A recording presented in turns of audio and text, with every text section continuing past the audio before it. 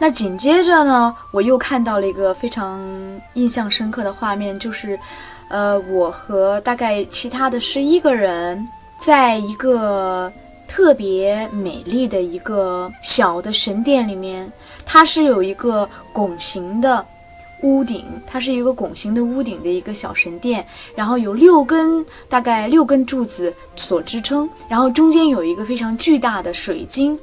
这个巨大的银白色水晶闪着金色的光芒，然后在它的顶端内部还会隐隐约约的闪烁淡蓝、淡粉、淡金的这种光芒。在这里我要说明一下呢，在我的主观意识下啊，当我第一次听说亚特兰蒂斯这个水晶文明的时候，我一直都觉得就是亚特兰蒂斯的水晶一定都是精雕细刻的那种水晶。但是我在这个前世回溯里面所看到的真的就是完全不同。因为除了在亚特兰蒂斯除了这个中央大水晶以外，分别还有几块非常重要在不同神殿的这个大水晶。而且呢，在这个回溯当中呢，有一个很重要的信息，就是我不知道为什么我会知道，就是说这些所有的水晶都不是来自于地球，都是从地外运到地球上。正是因为这些水晶，所以亚特兰蒂斯当时的整个的大陆的这个能量链呢是非常非常非常高的，全部的能源还有整个的这个震动频率都是在靠这几个水晶来支撑。这是我在前世回溯当中当时体验当中所得到的一些我在清醒状态下并不知道的知识。我们这12个人手拉着手在做一种冥想祈祷，或者是说在做一种和这个银色水晶连接的一种祷告。在这种连接的过程当中呢，我很清楚的知道这个水晶并不是这个亚特兰蒂斯的中央大水晶，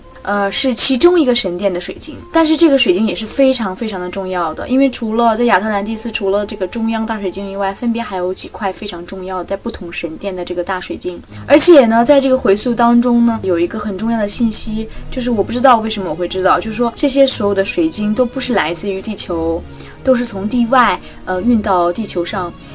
我们当时这12个人呢，就是手拉着手在对这个水晶做一个能量的连接。我们非常专注的用尽我们所有的专注力去连接这个水晶，但是不知道为什么出了什么问题，然后就是不成功，就是没有办法用我们集体的这个能量去激活这个水晶。在平常的工作当中我们这12个人在做这种仪式的时候是会很轻松的就连接到这个大的水晶，就能将这个水晶的能量激活。但是当时我们失败了，可是我们真的尽力了，所以我不停地在说我们尽力了，我们真的尽力了。紧接着我就是悲痛欲绝的放声大哭，当时催眠我的同学都被吓坏了，所以他很快的将我从催眠的意识调回到正常的意识当中。正当我的同学要把我从前世回溯中叫回来的时候，我突然间又看见我精疲力尽地站在一个沙滩上，我远远地望着海边，那是一个早上的沙滩，到处湿漉漉的，好像发生了什么。我深刻地知道确实发生了什么，是在亚特兰蒂斯大陆上。紧接着我看见一个老头，白头发白胡子，他走到我的面前，用一种悲伤但是却温和的口吻跟我说该走了。他的右手指向右边，他就是透特，他带领我们去往了埃及。随行的人大概是20多个，不超过30个人。紧接着我们就到了埃及，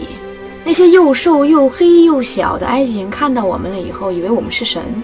对我们超级的崇拜。紧接着我看到的一个画面，就是大概是我人类60多岁的样子，是我的一个背影。我坐在一个白色的很高的石台阶上，我的面前有一朵巨大的，真的是巨大的白色莲花。然后这个我所坐的石台阶下面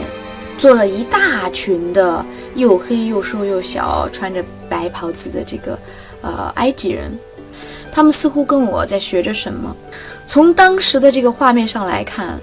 古埃及人和我当时的这个身材比例相差真的超级的大。如果说当时的人身材有1.6米到1.8米，那我当时的身材应该是他们的2倍，非常的巨大。从那以后，我都会陆陆续续做很多关于亚特兰蒂斯的梦，都是那些灾难性的画面和情节。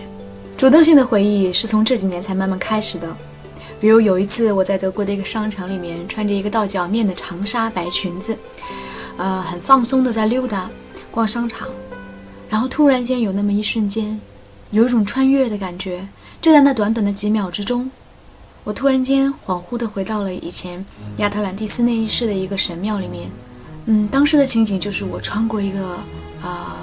长长的长廊，有很多高耸的白色的柱子，我的右手边是一片美丽的白色水莲的水池。当时的天空是那种金粉色的，似乎天空中都洒满了很多的金粉，非常的光芒四射，但是却不刺眼。那种穿越的感受很难用准确的语言去形容，但是可以清楚地感受到在当时的亚特兰蒂斯大环境下相当高和充满爱的频率。虽然这种穿越的瞬间只有短短的几秒钟，但是它帮我回忆起来我曾经非常喜欢白色的莲花，经常会去播种和养护在神庙里的这些小白莲。这样主动性的回忆随着地球频率的逐渐升高变得越来越频繁，我为之着迷也为之欣喜，因为它是了解我曾是谁和即将是谁的关键。随着地球频率逐渐的提升，越来越多的人们会对灵性世界感兴趣。其实灵性世界的大门一直是朝着我们打开的，我们每一个人都有一把钥匙，那就是我们的心，它是通往我们灵魂深处的钥匙，同时也可以帮助我们打开多次元的大门。第5，你有告诉过你身边的朋友吗？他们的反应是怎样？我是一个很坦白的人，所以我把我所经历的一切都告诉给我的家人和朋友。对于倾听我的人呢，我表示非常的感恩；对于怀疑我的人呢，我也表示尊重。因为毕竟大家彼此的实相不同，所接触的和经历的不同，不争执也不反驳，尊重就好。这就好比如你去非洲的草原，一个很大的部落里面，然后你告诉他们说现在有飞机，现在有电话，还有蒸米饭的电饭锅。对于他们来说，可能这一切都只是神一般的存在，但是对我们来说是非常平常的。这就是实相的不同，经历的不同，不需要互相强迫，彼此尊重就好。因为我是天生的超感知力嘛，所以从小的时候我就对很多的高次元和低次元的存有其实是有感知的，只是那时候我不知道发生了什么，也无从用语言去表达。但是自从我觉醒之后，我逐渐发现原来他们是来自于更高次元的大天使、独角兽、龙、养生大师以及地球意识、行星意识，而且发现和他们交流的方式